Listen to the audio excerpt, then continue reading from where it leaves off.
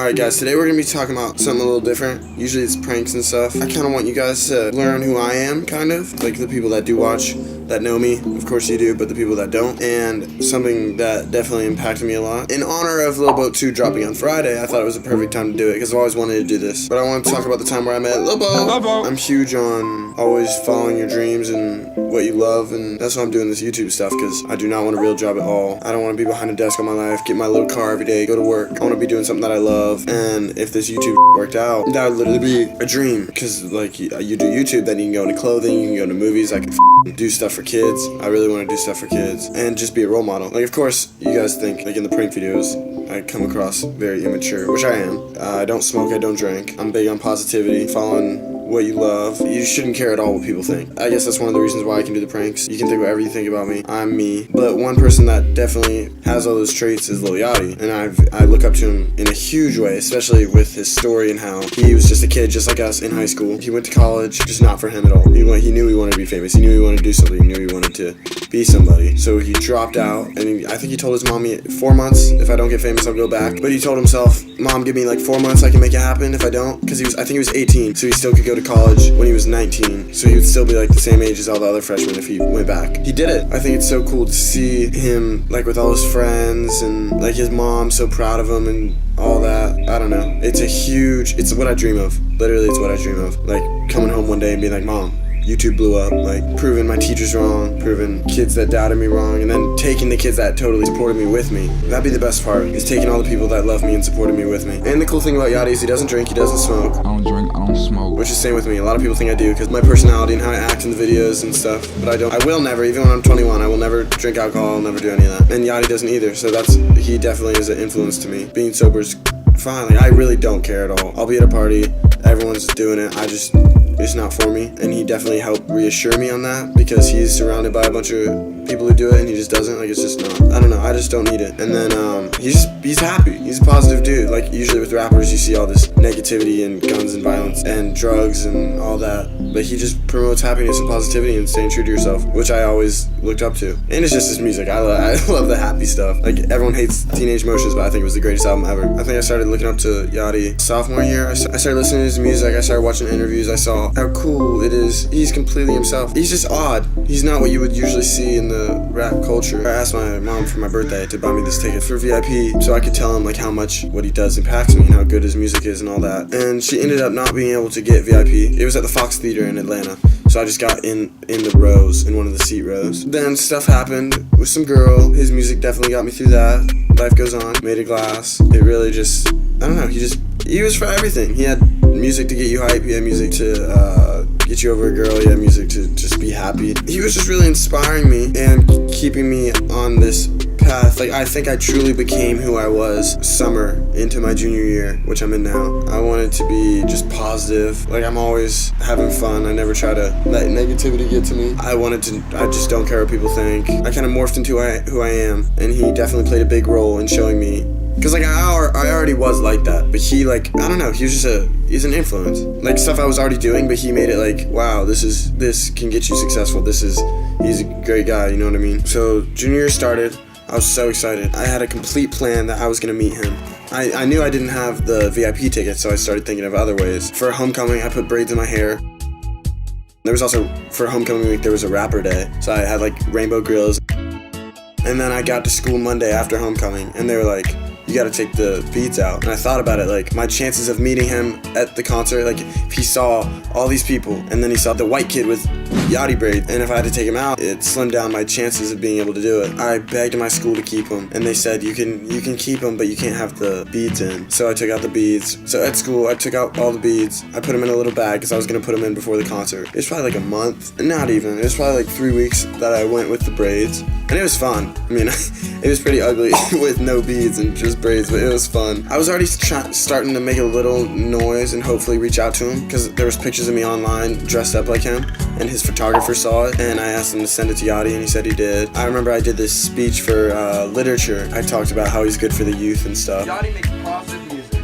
And put that on YouTube and tried to get it to him. So I hope that, like, he kind of saw me. Hopefully he was seeing me online or something, just to increase my chances of being able to meet him. I had it all planned out. I literally had it all planned out. Like, I told myself, I'm gonna do this. I started watching these tour vlogs where kids would get up to a certain song, Made of Glass, and I was like, okay, I'm gonna do this. I'm gonna get up to that song, and I was like, I'm gonna sing that song, and then I'm gonna ask him, like, do you mind if I say something real quick? And then I'm gonna give a speech about all he's done, how much he's impacted me and influenced me. I remember sitting in my room with my best friend, and we're like, what would be your dream? I was like, my dream would be on stage with Lil Yachty, telling him all he's done, singing the song that got me over the girl to the girl in the crowd. So I had it all planned. I knew what I was doing. I would not let the school let me take out my braids. I was very focused. I was definitely focused that I was gonna do this. So the concert was coming up. I sold my tickets and bought pit tickets. Hopefully you'd see me. The day of the concert happened, like the day came, I went to school. I got checked out early and got the beads put back in my hair. And then all my friends came over. We were so excited. And then we got there. I've never been to a concert where I've been close. I was so close to the artist. I've never had that experience. It was literally, even if I didn't get up on stage and meet him, it was the greatest night ever. It was the greatest show. Like, 1 minute you were holding all your best friends, like, just enjoying it, and then 1 minute you were mosh pitting, like, going insane. Yachty said, I would need one boy and one girl up here. Or no, he said, I need one boy and one girl, and he played a snippet. He played like a little bit of Made of Glass, and he was like, what's the name of this song? And he picked this one girl, Danielle, which I now know. He knows her as his biggest fan. So she got up. He called her up by name. He was like, Danielle, come up here. And I was like, this is my chance. He called on a different boy, and I was like, oh. And he was like, what was this song? And the kid couldn't answer it. And then my friends held me up, and I was like, Made of Glass, Made of Glass. And he was like, come up. And I was so excited. I dove, my nuts dragged across this kid's face. Yachty was like, oh. And I got up there, and I was literally like, my mouth was open. I dabbed him up. I was like, oh my God, this is actually happening. But I wasn't like starstruck, because I knew exactly what I was about to do. I sang the song.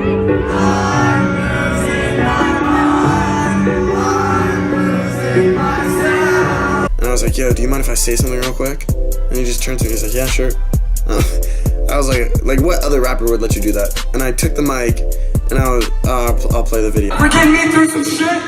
Without life goes on and Made of Glass, I don't know what the fuck I would do. And one more thing, I'm at a high school party, everyone's drinking, everyone's smoking. I think about Yachty, surrounded by rappers who drink and smoke.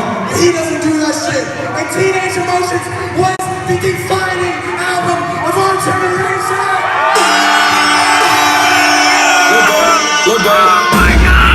That was like second to the Martin Luther King speech. That shit was okay. I appreciate it. And then I hugged him. He thanked me. It was so cool. He signed the shirt. We took a picture. And I remember sitting on the couch while the other girl, because we took turns singing. I remember sitting on the couch while she was singing, and I look around. I look at Yachty. I look at like his dad and his mom and like all the people I see on YouTube, like the whole sailing team. And I look at my best friends like up there, like in shock, like he did it. I've been talking about this for so long. He did it. I'm looking at them. They're looking at me like so happy. And I'm like, holy shit.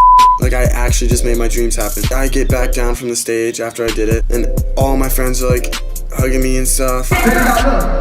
My girl. And then all these kids come up to me and they're like, dude, that was amazing. Like, you spoke for all of us. It was the coolest thing ever. And then after the concert, that's where it was so sick. I had all these people coming up, taking pictures with me, telling me how cool it was and stuff. And for like 10 minutes, I was famous. Like, I want nothing more in life than to like be able. I spoke to all these kids about being sober and stuff. I want nothing more in life than for YouTube to blow up and me be able to be a positive influence on these kids and have people coming up to me. Like never, I see these celebrities denying pictures and stuff. Never in my life would I do that. If I got famous, oh my God, I'd take pictures of everyone. I'd talk to everyone. And I got that for a little bit. And it wasn't about me at all. It was about telling Yachty how much he's done, but it was just cool for me. And I have to thank my friends. Like my friends are the greatest friends you can get. They could have tried to get up there, but they knew how bad I wanted it. They put me up. They lifted me up. Like I couldn't have done it without them. I call my mom. I'm like, Mom, I did it. Cause I nonstop talked about, I'm gonna meet him. I'm gonna meet him. I'm gonna do this. And I was like, Mom, I did it. She was freaking out, going crazy. She saw it. Someone sent it to her. Like all my friends texted it to her when they saw it on Snapchat. Cause people videoed me in the crowd. My parents were so happy. I posted a picture on Instagram of me and Yachty cause we took a picture on stage. And the comments were like flooding. Oh my God, you did it. Cause everyone knew how bad I wanted it. But it was nonstop support. Like just support. Everything was positive. I got home. Like all my friends were freaking out. Everyone was freaking out. Everyone was calling me. Everyone was FaceTiming me. Like it would be one thing if,